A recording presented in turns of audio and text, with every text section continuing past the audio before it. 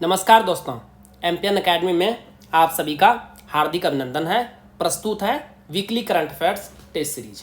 दोस्तों, इस वीडियो में हम लोग 8 से लेकर 15 अगस्त 2023 तक के समसामयिक घटनाक्रम पर आधारित 30 महत्वपूर्ण मल्टीपल चॉइस क्वेश्चंस को हिंदी और इंग्लिश दोनों भाषाओं में व्याख्या के साथ हल करेंगे।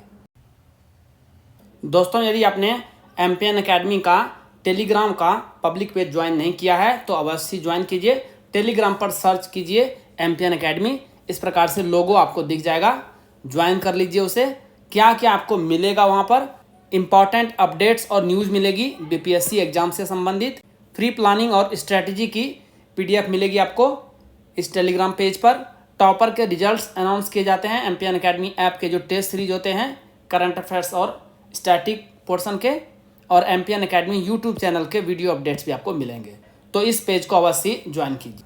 पहला प्रश्न है, किस देश में स्थित रेमंड क्वारी नामक स्थान से शोधकर्ताओं ने कैम्ब्रियन काल के जेलीफिश जीवाश्मों के एक संग्रह का पता लगाया है? In which country researchers have unearthed a collection of jellyfish fossils from Cambrian period at the Raymond query?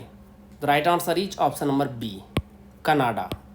1990 के दशक में वैज्ञानिकों ने ब्रिटिश कोलंबिया में स्थित रेमंड क्वारी नामक स्थान से 170 से अधिक जेलीफिश जीवाश्मों की खोज की थी। इन जीवाश्मों को काफ़ी समय तक सुरक्षित रखा गया था।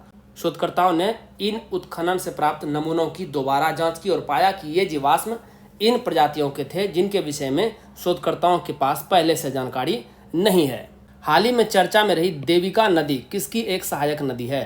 Devika river which is in the news recently is a tributary of, the right answer is option number ए, रावी नदी। देविका नदी का उद्गम जम्मू कश्मीर के उधमपुर जिले की पहाड़ी शुद्ध महादेव मंदिर से होता है तथा यह पश्चिम पंजाब, जो कि अब पाकिस्तान में है, की ओर बहती हुई रावी नदी में मिल जाती है। यह नदी धार्मिक महत्व रखती है क्योंकि हिंदू इसे गंगा नदी की बहन के रूप में पूजते हैं। अभी न्यूज में क्यों है? देविका नदी कायाकल्प परियोजना अगस्त 2023 तक पूर्ण होने वाली है, जिनमें देविका नदी की पारिस्थितिकी और सांस्कृतिक जीवन शक्ति को बहाल करने में महत्वपूर्ण प्रगति हुई है। नमामि गंगे कार्यक्रम से प्रेरित इस पहल का उद्देश्य पवित्र देविका नदी की स्वच्छता और स्वास्थ्य की रक्षा करना है। कम से कम एक उपेक्षित उष्णकटिबंधीय रोग को खत्म करने वाला 50वां देश कौन बना? Which country has become the 50th country to eliminate at least one neglected tropical disease? The right answer is option number B, Iraq. Iraq ने एक उपेक्षित उष्णकटिबंधीय रोग और विश्व में अंधेपन के प्रमुख संक्रामक कारण ट्रैकोमा का उन्मूलन करके वैश्विक स्वास्थ्य में महत्वपूर्ण उपलब्धि हासिल की है। WHO के अनुसार इराक ट्रैकोमा को खत्म करने वाले 17 देशों में शामिल हो गया है, और साथ में ही WHO ने इराक को कम से कम एक उपेक्षित उष्णकटिबंधीय रोग को खत्म करने वाले 50वें देश के रूप में मान्यता दी है। WHO के पूर्वी भूमध्य क्षेत्र के 6 देशों में ट्रैकोमा स्थानीय बना हुआ है। ट्रैकोमा क्लेमाइडिया ट्रैकोमाइटिस के कारण जीवाणु संक्रमण के रूप में शुरू होता है, और अगर इसका समय पर इलाज नहीं किया जाए तो यह अंधेपन का कारण बन सकता है। हाल ही में चर्चा में रहा माउंट गैस्टाटोपेन किस देश में स्थित है? In which country is Mount Gaustatoppen which has been in the news recently? The right answer is option number B, Norway में। न्यूज में क्या है? नॉर्समैन एक्सट्रीम ट्रायथलॉन का 2023 संस्करण 5 अगस्त को नॉर्वे में संपन्न हुआ, जिसमें 35 देशों के 290 एथलीट्स ने दौड़ में हिस्सा लिया। यह लंबी दूरी की ट्रायथलॉन है जिसमें 3.8 किलोमीटर की तैराकी, 180 किलोमीटर की बाइक की सवारी, 5230 मीटर की कुल ऊंचाई के आरोहण चढ़ने के साथ 42.2 किलोमीटर की दौड़ भी शामिल है। यह दौड़ ठंडे पानी में एक नौका से छलांग लगाने के साथ शुरू होती है और नॉर्वे की सबसे ऊंची चोटियों में से एक माउंट गैस्टाटोपेन के शिखर पर अंतिम पर्वतारोहण के साथ समाप्त होती है। जिन स्टूडेंट्स को 69वीं बीपीएससी प्रीलिम्स एग्जाम के लिए करंट अफेयर्स का पीडीएफ चाहिए, उसके बारे में जानकारी यहाँ पर दी जा रही है। लेकिन आइए सबसे पहले यह जानते हैं कि एमपीएन एकेडमी का पीडीएफ ही क्यों? क्योंकि दोस्तों हमने करके दिखाया है। आइए पिछले 4 साल और 5 एग्जाम्स की परफॉर्मेंस आपको दिखाते हैं। 66वीं बीपीएससी प्रीलिम्स का एग्जाम 2020 में हुआ था। कुल प्रश्न एमपीएन एकेडमी PDF से टैली हुआ है 36। बिहार SI प्रारंभिक परीक्षा 2021, क्योंकि 2021 में BPSC का कोई एग्जाम हुआ ही नहीं कोविड के कारण से, तो जो सेकेंड बेस्ट एग्जाम हुआ है वो हमने लिया है। उसमें शिफ्ट 1 और शिफ्ट 2 दोनों मिला करके 31 प्रश्न टैली हुए हैं। 67वीं BPSC प्रारंभिक परीक्षा 2022 में एक बार तो कैंसिल हो गया था और फिर उसके बाद री एग्जाम हुआ, दोनों मिला करके 59 प्रश्न टैली हुए हैं। BPSC CDPO प्रारंभिक परीक्षा 2022 में ही 30 प्रश्न टैली हुआ है एम्पियन अकेडमी PDF से। और अभी हाल ही में 68वीं BPSC प्रारंभिक परीक्षा 2023 में हुआ है और इस बार के प्रश्न बहुत ही हार्ड थे। यहाँ भी प्रश्न टैली हुआ है 23। तो दोस्तों आपने देखा 4 साल 5 exams, consistency at its best. Ampion academy दोस्तों कंसिस्टेंसी के लिए जाना जाता है। कुल मिला करके Ampion academy current affairs PDF से इन 5 एग्जाम्स में 217 प्रश्न पूछे गए थे करंट अफेयर्स से संबंधित और 179 क्वेश्चंस टैली हुआ है एम्पियन अकेडमी PDF से।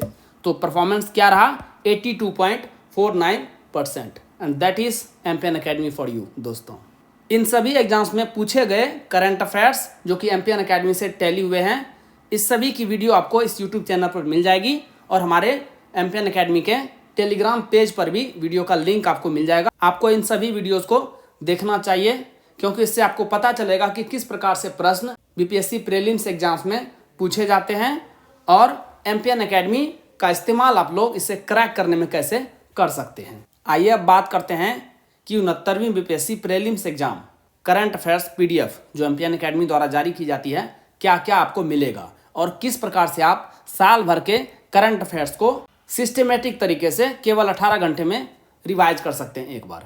सबसे पहला टाइप जो कंटेंट मिलेगा वो मिलेगा वीकली करंट MCQs नेशनल और इंटरनेशनल। साल भर में कुल 50 PDF के लगभग रहेंगे। इसमें बजट और इकोनॉमिक सर्वे भी इंक्लूड रहेगा। एक PDF को रिवाइज करने में 6 मिनट का समय लगेगा, तो 300 मिनट यानी 5 घंटे में आप साल भर के वीकली करंट MCQs को एक बार रिवाइज कर सकते हैं। सेकेंड टाइप का कंटेंट है monthly current affairs short notes national और इंटरनेशनल का 12 महीने का 12 PDF। एक PDF को रिवाइज करने में आपको 30 मिनट का समय लगेगा, तो कुल 6 घंटे में इसे भी आप साल भर के कंटेंट को समाप्त कर सकते हैं। बिहार मंथली करंट अफेयर्स, इसकी आपको MCQs और शॉर्ट नोट्स दोनों एक ही PDF में अवेलेबल कराई गई है। 14 PDF रहेगा, 12 महीने का 12 PDF, उसके बाद इकोनॉमिक सर्वे और बजट। एक PDF को रिवाइज करने में लगभग 30 मिनट का समय लगेगा, तो कुल 7 घंटे में इसे भी आप समाप्त कर लेंगे। इसके अलावा आपको golden current affairs app based revision test series भी प्रोवाइड किया जा रहा है। इससे आप अपना खुद का इवेल्युएशन यानी मूल्यांकन कर सकते हैं कि आपकी तैयारी कैसी चल रही है। दोस्तों करंट अफेयर्स में तो एम्पियन अकेडमी का कोई जोड़ ही नहीं है मार्केट में। Ampion is champion in current affairs. इसके अलावा दोस्तों हमने diamond static GK test series launch किया हुआ है। इसमें आपको अल्ट्रा इंपॉर्टेंट 3000 MCQs मिलेंगे विद एक्सप्लेनेशन और जो पूरा टेस्ट सीरीज है वो 25 भाग में डिवाइडेड है, यानी 25 सेट मिलेंगे आपको और एक सेट में 120 प्रश्न रहेंगे। हिस्ट्री से 30 प्रश्न, साइंस से 30 प्रश्न एक सेट में, बिहार से 20 प्रश्न, इकोनॉमी से 10 प्रश्न, पॉलिटी से 10 प्रश्न, ज्योग्राफी से 10 प्रश्न और मैथ और रीजनिंग के भी 10 प्रश्न आपको मिलेंगे। मैथ और रीजनिंग को छोड़ करके आपको सभी का एक्सप्लेनेशन मिल जाएगा। और पिछले साल की परफॉर्मेंस इसमें भी शानदार रही है। 25 सेट हैं दोस्तों और 24 प्रश्न टैली हुआ, यानी हर एक टेस्ट से लगभग एक प्रश्न टैली हुआ है और एक टेस्ट को सॉल्व करने के लिए आपको 90 मिनट्स का समय दिया जाता है। आप टेस्ट को सॉल्व कीजिए और रिजल्ट तुरंत आप चेक कर सकते हैं कि आपका कितना मार्क्स आया है। दोस्तों ये PDF और टेस्ट सीरीज आपको मिलेगा कैसे? यदि आपने एम्पियन अकेडमी ऐप डाउनलोड नहीं किया है, टाइप कीजिए एम्पियन अकेडमी और इस प्रकार से एम्पियन अकेडमी का ऐप है उसे इंस्टॉल कीजिए। OTP के साथ आप लॉगिन कर लेंगे। उसके बाद स्टोर सेक्शन में वहाँ पे चले जाइए, आपको कोर्सेस मिल जाएंगे। 69वीं BPSC current affairs PDF course और diamond static GK test series, 2 प्रकार के कोर्सेस मिलेंगे अलग अलग हिंदी और इंग्लिश लैंग्वेज में। आप जिस लैंग्वेज में ऑप्ट करना चाहते हैं उसे सेलेक्ट कीजिए। वहाँ पर पेमेंट का लिंक आपको मिल जाएगा। बहुत ही मामूली शुल्क पर ये सभी कंटेंट आपको प्रोवाइड किया जा रहा है। कोर्स के कंटेंट सेक्शन में सभी स्टडी मटेरियल और टेस्ट सीरीज आपको प्रोवाइड करा दी जाएगी। 31वें वर्ल्ड यूनिवर्सिटी गेम्स 2023 की पदक तालिका में भारत की रैंक क्या रही? What was India's rank in the medal tally of 31st world university games 2023? The right answer is option number D, 7वां रैंक रहा भारत का। चीन के चोंगडू में 31वें फीसू वर्ल्ड यूनिवर्सिटी गेम्स का आयोजन किया गया था, जिसमें भारत ने वर्ल्ड यूनिवर्सिटी गेम्स में उच्चतम पदक संख्या के साथ 4 खेलों में कुल 26 पदक जीते, जिसमें 11 स्वर्ण, 5 रजत और 10 कांस्य पदक थे। ये पदक खेलो इंडिया योजना और टारगेट ओलंपियन पोडियम स्कीम के एथलीटों द्वारा जीते गए हैं। यह गेम वर्ष 2021 में आयोजित किया जाना था, लेकिन कोविड-19 महामारी के कारण इसके आयोजन हेतु वर्ष निर्धारण में 2 बार बदलाव करना पड़ा। चीन 103 स्वर्ण सहित कुल 178 पदकों के साथ पदक तालिका में शीर्ष पर रहा। जापान दूसरे और दक्षिण कोरिया तीसरे स्थान पर रहा। अगला शीतकालीन वर्ल्ड यूनिवर्सिटी गेम्स 2025 में जर्मनी में आयोजित किया जाएगा। केंद्रीय जांच ब्यूरो सीबीआई अकादमी इंटरपोल ग्लोबल एकेडमी नेटवर्क में शामिल होने वाली कौन सी एजेंसी बनी? The central bureau of investigation CBI academy has joined the Interpol global academy network as which member? The right answer is option number B, 10वें member के रूप में। यह एक परियोजना है जिसे इंटरपोल द्वारा कानून प्रवर्तन प्रशिक्षण में वैश्विक रणनीति का नेतृत्व करने में सहायता प्रदान करने के लिए वर्ष 2019 में प्रारंभ किया गया था। इसका कार्य सहकारी प्रशिक्षण परियोजनाओं तथा अनुसंधान कार्यक्रमों के निर्माण और निष्पादन के साथ सर्वोत्तम प्रथाओं और संसाधनों का आदान प्रदान करना है। ज्ञान एवं कौशल के आदान प्रदान के साथ नेटवर्क कानून प्रवर्तन प्रशिक्षण स्कूलों के मध्य एकेडमिक सहयोग को भी बढ़ावा देने का प्रयास करता है। सीबीआई एकेडमी की स्थापना वर्ष 1996 में हुई थी और यह गाजियाबाद उत्तर प्रदेश में स्थित है। अमेजन शिखर सम्मेलन 2023 कहाँ आयोजित किया गया था? Where was the Amazon summit 2023 held? The right answer is option number B, Belem Brazil में। इस शिखर सम्मेलन के अंतिम दिन 12 देशों ने धनी देशों से अपने जलवायु वित्त पोषण दायित्वों को पूरा करने का आह्वान किया है। सम्मेलन में कोलंबिया ने प्रस्ताव पेश किया कि वर्ष 2025 तक अमेजन के 80% हिस्से को वनों की कटाई और क्षरण से बचाए जाने की आवश्यकता है, लेकिन इसे सभी सदस्यों का समर्थन नहीं मिला। वैज्ञानिक काफ़ी समय से चेतावनी देते आए हैं कि यदि वनों की संयुक्त कटाई और अमेजन का निम्नीकरण 20 से 25% की सीमा को पार कर जाता है तो यह इसे एक अपरिवर्तनीय बिंदु तक पहुंचा सकता है। भारत में मानसून के मौसम के दौरान होने वाले कंजक्टिवाइटिस किसके कारण होता है? What causes conjunctivitis during the monsoon season in India? The right answer is option number D, उपयुक्त में से सभी के कारण होता है, वायरस, एलर्जी और बैक्टीरिया के कारण।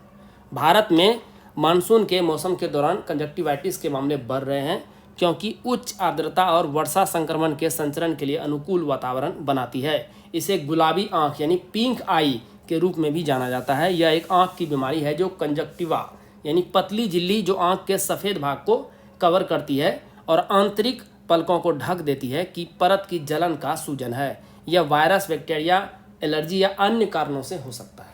सुस्वागतम पोर्टल लॉन्च करने की घोषणा किसके द्वारा की गई है? Who has announced the launch of Suswagatam portal? The right answer is option number C, supreme court. यह अधिवक्ताओं, आगंतुकों, प्रशिक्षुओं और अन्य लोगों को स्वयं को ऑनलाइन पंजीकृत करने तथा शीर्ष न्यायालय यानी अपेक्स कोर्ट में प्रवेश के लिए ई पास प्राप्त करने में सक्षम बनाएगा। जुलाई 2023 में पोर्टल का पायलट प्रोजेक्ट के रूप में प्रशिक्षण किया गया और इसे उपयोगकर्ताओं से सकारात्मक प्रतिक्रियाएं मिली हैं। मालाबार अभ्यास 2023 की मेजबानी किस देश द्वारा की गई? Which country hosted the Malabar exercise 2023? The right answer is option number D, Australia.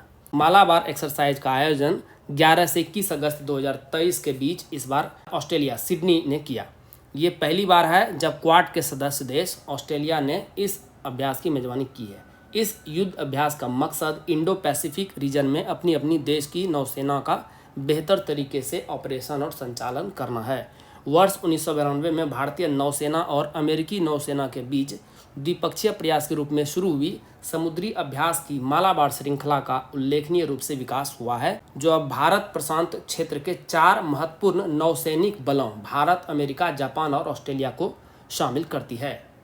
द्विपक्षीय नौसैनिक अभ्यास जायद तलवार का आयोजन भारत और किस देश के बीच किया गया? Bilateral naval exercise Zayed Talwar was organised between India and which country? The right answer is option number C, संयुक्त अरब अमीरात यूएई। भारतीय नौसेना और यूएई नौसेना के बीच द्विपक्षीय नौसैनिक अभ्यास जायद तलवार 8 से 11 अगस्त को पोर्ट रशीद दुबई में संपन्न हुआ।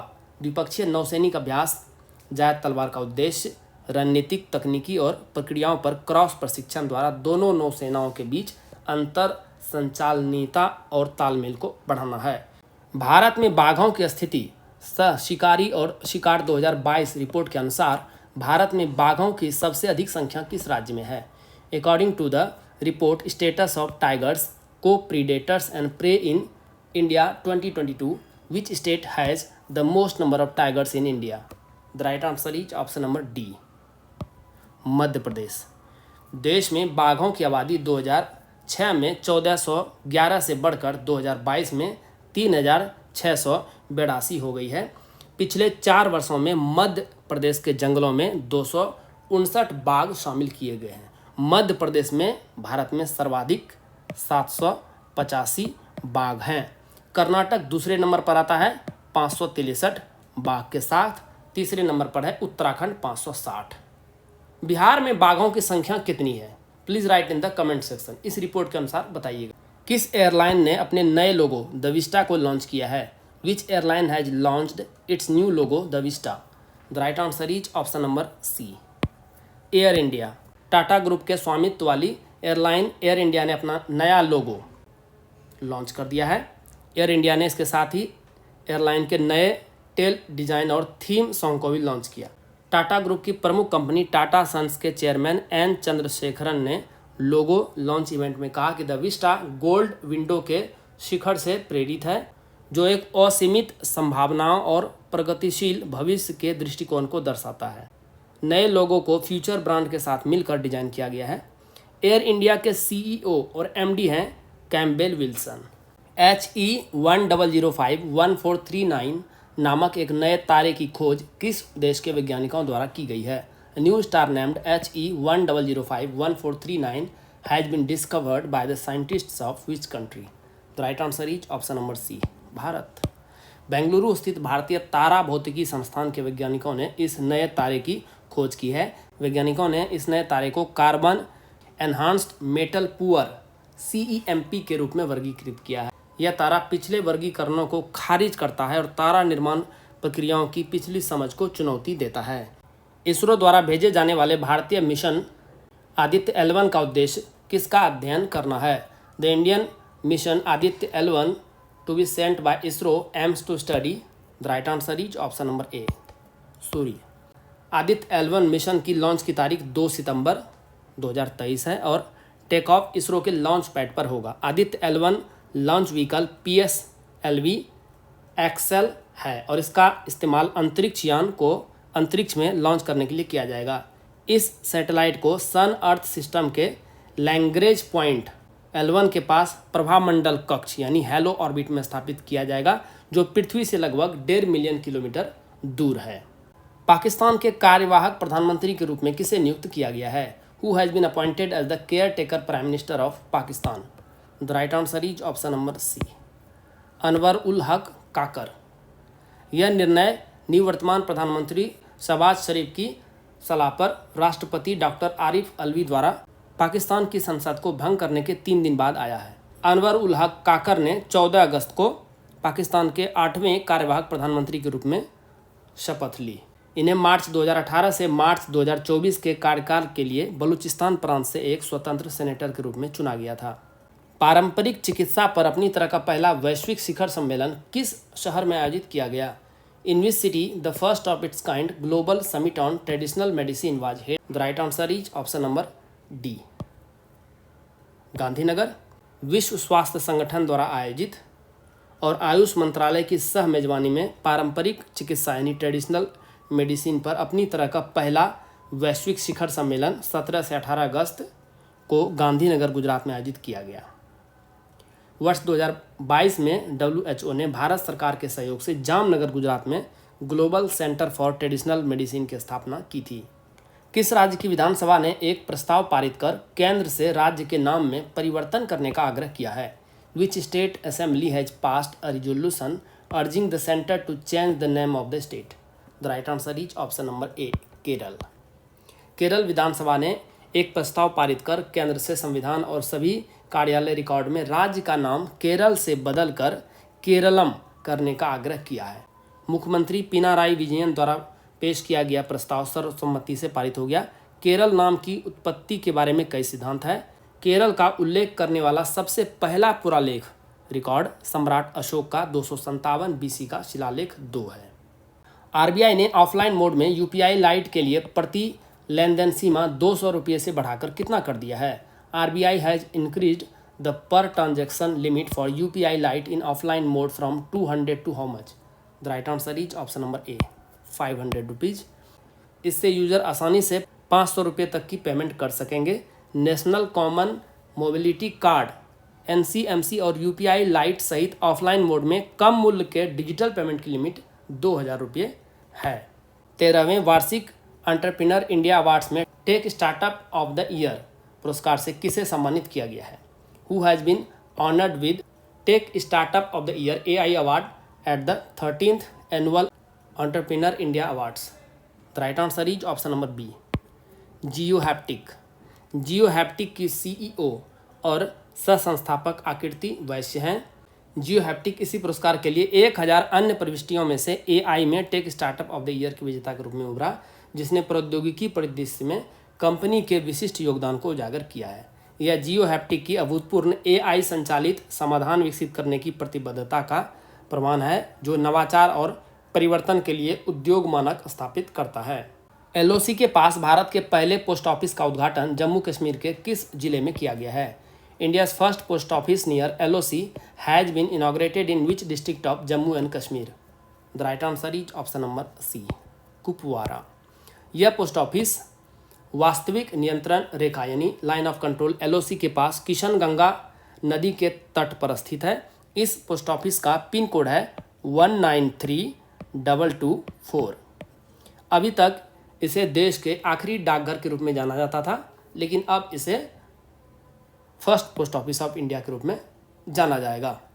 किस राज्य या केंद्र शासित प्रदेश के मुस्कबुज्जी किस्म के चावल को जीआई टैग प्रदान किया गया है? Mushkbudji variety of rice from which state और union territory has been given the GI tag? The right answer is option number C Jammu और कश्मीर। मुस्कबुज्जी चावल कश्मीर घाटी के ऊंचे इलाकों में उगाया जाने वाला छोटा मोटा सुगंधित चावल है। यह मुख्य रूप से जिला अनंतनाग के सागम, पंजगाम और सोपशाली के क्षेत्रों में उगाया जाता है। जम्मू और कश्मीर के राजौरी चिकरी वुडक्राफ्ट को भी जीआई टैग प्रदान किया गया है। इंटरनेट लचीला सूचकांक 2023 में भारत का समग्र स्कोर क्या है?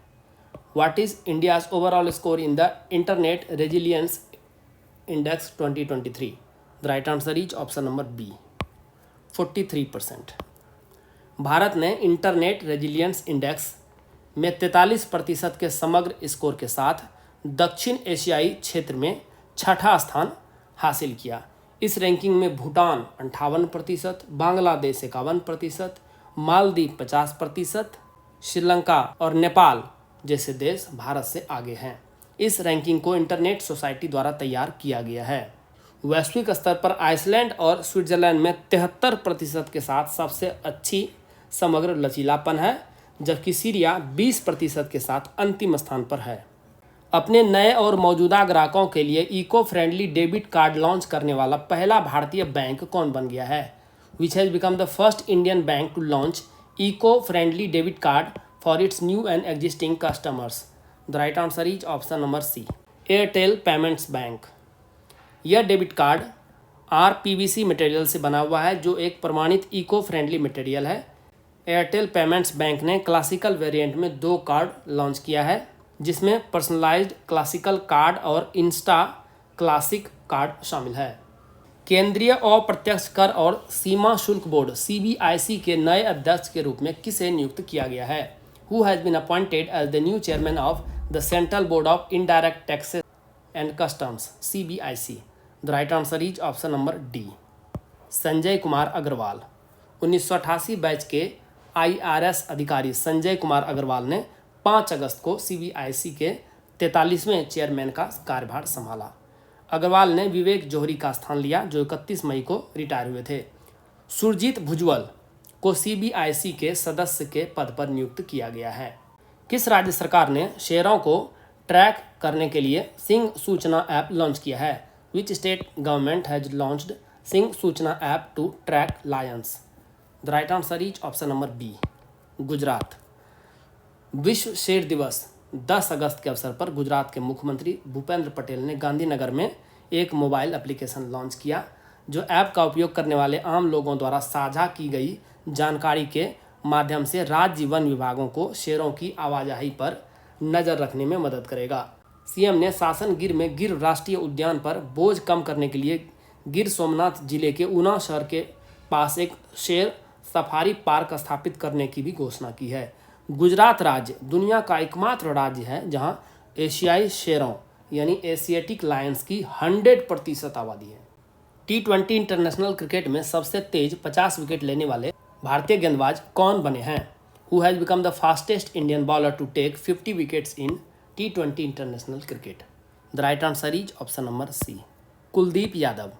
स्पिनर कुलदीप यादव ने गुयाना के प्रोविडेंस स्टेडियम में वेस्टइंडीज और भारत के बीच तीसरे T20 मुकाबले के दौरान यह उपलब्धि हासिल किया। युजवेंद्र चहल ने जहां 34 मैचों में ये उपलब्धि हासिल की थी, वहीं कुलदीप ने भारत के लिए अपने 30वें T20 मैच में ही इसे हासिल कर लिया। अर्शदीप सिंह 33 मैच में T20 इंटरनेशनल में सबसे तेज 50 विकेट लेने वाले दूसरे भारतीय गेंदबाज भी बने हैं। स्वतंत्रता दिवस 2023 की थीम क्या थी? What was the theme of independence day 2023? The right answer is option number B, राष्ट्र प्रथम सदैव प्रथम, nation first always first. Bharat ने 15 अगस्त 2023 को अपना 77वां स्वतंत्रता दिवस मनाया। भारतीय स्वाधीनता अधिनियम 1947, जिसे भारतीय स्वतंत्रता अधिनियम 1947 भी कहा जाता है, 4 जुलाई 1947 को ब्रिटिश प्रधानमंत्री क्लीमेंट रिचर्ड एटली द्वारा भारतीय स्वतंत्रता अधिनियम 1947 को ब्रिटिश संसद में पेश किया गया, जो 18 जुलाई 1947 को पास हुआ था। आप कमेंट बॉक्स में लिखिए कि भारत के आखिरी वायसराय लॉर्ड माउंटबेटन ने किस तिथि को ऐलान किया कि 15 अगस्त 1947 को भारत को आज़ादी दी जाएगी और साथ ही भारत और पाकिस्तान को 2 देशों में बांट दिया जाएगा। इंदिरा गांधी मुफ्त स्मार्टफोन योजना 2023 नामक एक कार्यक्रम किस राज्य में शुरू किया गया है? In which state a program named Indira Gandhi free smartphone scheme 2023 been launched?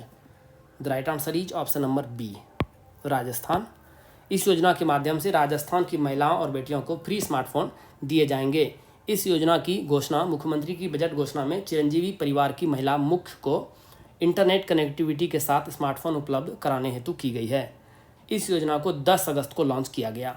दोस्तों, जैसा कि बताया गया है, इस वीडियो लेक्चर का PDF आपको हिंदी और इंग्लिश दोनों भाषाओं में अलग अलग फुल डिस्क्रिप्शन के साथ एमपीएन एकेडमी ऐप पर प्राप्त होगा।